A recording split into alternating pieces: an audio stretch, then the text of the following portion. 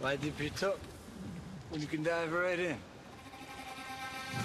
Why let things simmer when you can cook up a storm? Why live life in half measures when you can live it to the brim?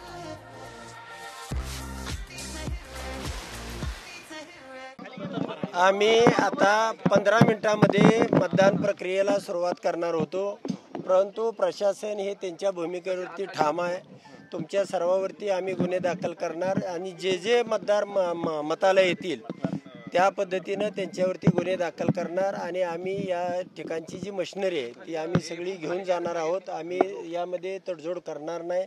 नुसतं एवढंच नाही, तुम्ही आता ऐकलं ठीक, नाही ऐकलं तर मात्र आम्हाला पुढची स्टेप घ्यावी लागेल। त्या ठिकाणी पुढची प्रशासनानं स्टेप घेतली तर तुम्हाला सगळ्या गावकऱ्यांवरती गुन्हे दाखल होतील आणि या ठिकाणी काही दंगल झाली, लोकांनी दगडफेक केली तर त्याची जबाबदारी तुमची राहील। तुम्ही स्वतः आमदार आहात आणि या ठिकाणी तुम्ही 2 दिवसापासून तळ ठोकू नये, परंतु आम्ही अशा पद्धतीनं तुम्हाला मतदान करू देणार नाही।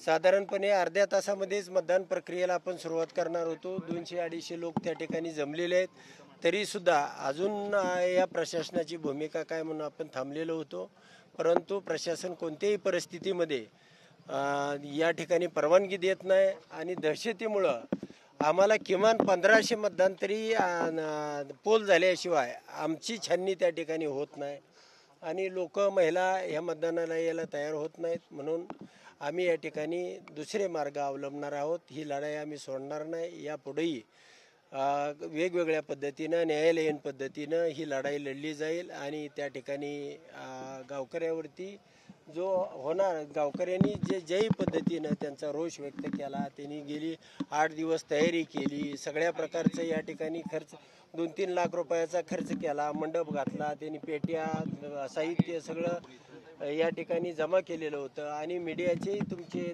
प्रिंट मीडियाचे लोक त्या ठिकाणी मतदानासाठी प्रत्येक टेबलवरती बसून आहेत। पण या ठिकाणी प्रशासनाची भूमिका अशी आहे की एक जरी चिठ्ठी तुम्ही फाडली आणि एक जरी मत पोल झालं तरी तुम्हाला आम्ही या ठिकाणी कारवाईला सामोरं जावं लागेल।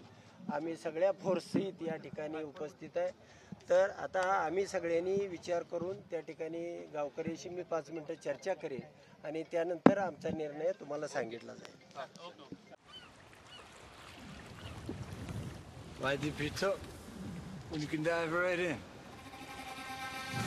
Why let things simmer when you can cook up a storm? Why live life in half measures when you can live it to the brim?